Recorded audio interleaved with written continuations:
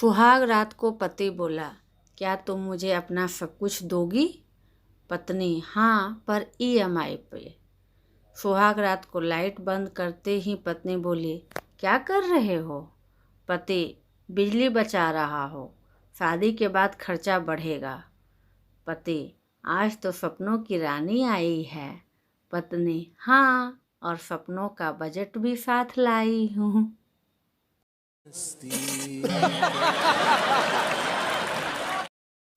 एक पंडित का बेटा बड़ा हो गया। पंडित ने सोचा टाइम आ गया है कि उसके बेटे को अपनी राह चुन लेनी चाहिए। पर हर जवान लड़के की तरह उसका लड़का भी कंफ्यूज था कि क्या करना चाहिए। पंडित जी को एक आइडिया आया। उसने बेटे के रूम में 4 चीज़ रख दी: गीता, सोने का सिक्का, शराब की बोतल, प्ले बॉय मैगजीन।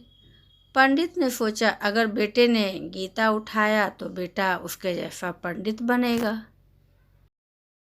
अगर सोने का सिक्का उठाया तो बिजनेसमैन बनेगा, दारू की बोतल उठाई तो बिगड़ा हुआ आवारा निकलेगा, और अगर प्ले बॉय मैगजीन उठाई तो लोफर चरित्रहीन बनेगा।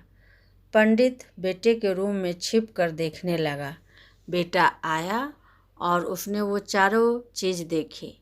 उसने पहले गीता उठाई और बगल में रख ली। पंडित जी खुश हुए। फिर उसने सोने का सिक्का भी उठा लिया। फिर उसने बोतल भी ले ली और फिर मैगजीन भी लेकर चला गया। पंडित जी अपना सर फोड़ते हुए बोले, हे भगवान, यह तो आसाराम बापू बनेगा। एक अंग्रेज ने एक बनिए से पूछा, आप अपने कर्मचारी को समय पर ऑफिस आने के लिए कैसे प्रेरित करते हैं? बनिया, बहुत आसान है। मेरे ऑफिस में 30 लोग काम करते हैं और मैं फ्री पार्किंग केवल 29 बनवाई है। 30वीं का पार्किंग चार्ज 100 रुपया है, तो 100 रुपया बचाने के लिए हर कोई एक दूसरे से पहले आने की कोशिश करता है।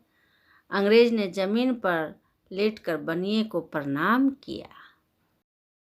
बहुत तेज हो रहा है, बहुत तेज हो रहा।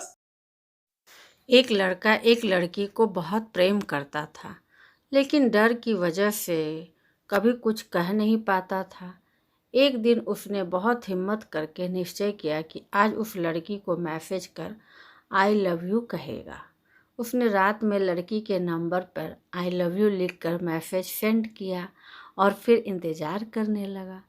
कुछ देर बाद उसके मोबाइल पर मैसेज टोन बचा, पी पी, लेकिन उसने प्रण कर लिया कि वह मैसेज सुबह उठकर नहा धोकर पूजा अर्चना करने के बाद ही पढ़ेगा।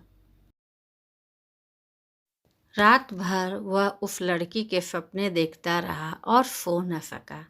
सुबह जल्दी उठकर उसने नहाया और फिर पूजा अर्चना की। उसके बाद उसने खुशी खुशी कौतूहल मन से अपने मोबाइल को नमस्कार करते हुए उसे उठाया और मैसेज पढ़ने लगा, लेकिन वह चौंक गया क्योंकि उसमें लिखा था, your account balance is insufficient, total balance is ₹0.01, message can not be send. खत्म, bye bye, tata, goodbye. एक बार बॉस अपने कर्मचारी से पूछ रहा था, बॉस, तुम एक साथ इतनी छुट्टियां क्यों ले रहे हो? कर्मचारी, सर, दरअसल मेरी बीवी मायके गई है। बॉस, बीवी मायके गई तो इससे तुम्हारी छुट्टी का क्या लेना देना? कर्मचारी, सर, मुझे भी कुछ दिन खुशियां मनाने का हक है कि नहीं?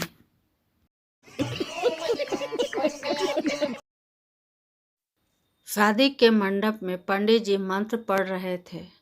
अचानक वर धीरे से बोला, पंडित जी, कोई छोटा पैक मिल सकता है?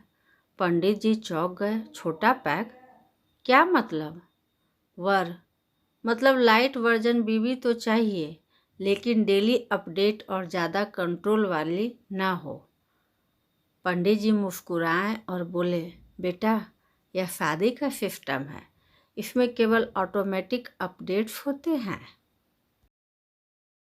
वर घबरा कर बोला, तो क्या इसमें बैकअप या रिस्टोर ऑप्शन भी नहीं है?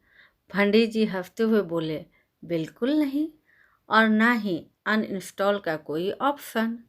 दूल्हा परेशान होकर बोला, तो मतलब मैं हमेशा के लिए फंस गया? पंडित जी, हाँ बेटा, यह लाइफ टाइम सब्सक्रिप्शन है और कस्टमर केयर में सिर्फ सास ससुर की हेल्पलाइन मिलेगी। वर बेहोश होते होते बोला, हे भगवान, यह तो बिना वार्निंग वाला सौदा है।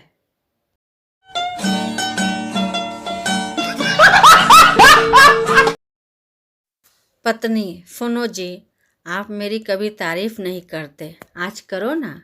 पति, तुम्हारी तो जितनी तारीफ करूं उतनी कम है।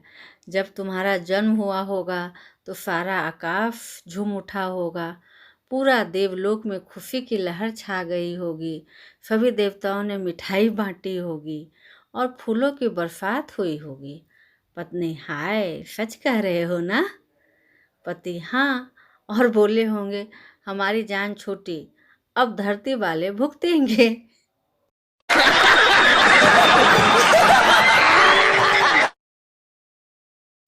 आदमी, क्यों भाई, आजकल कोई कविता नहीं लिख रहे हो? क्या हुआ? कवि, नहीं भाई, जिस लड़की के लिए लिखता था उसकी शादी हो गई।